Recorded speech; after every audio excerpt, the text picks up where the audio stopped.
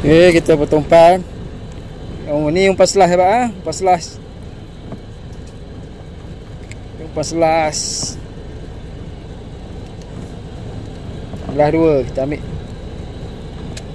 Kita belah dua.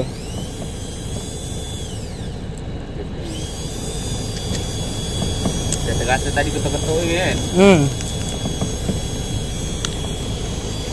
Okay, cara pasang umpan. Cara pasang umpan selas. Kita lipat. Kemudian kita lipat. Macam yang ni. Masuk itu. Cucuk dekat kepala. Macam ni sahabat. Umpan selas. Baik.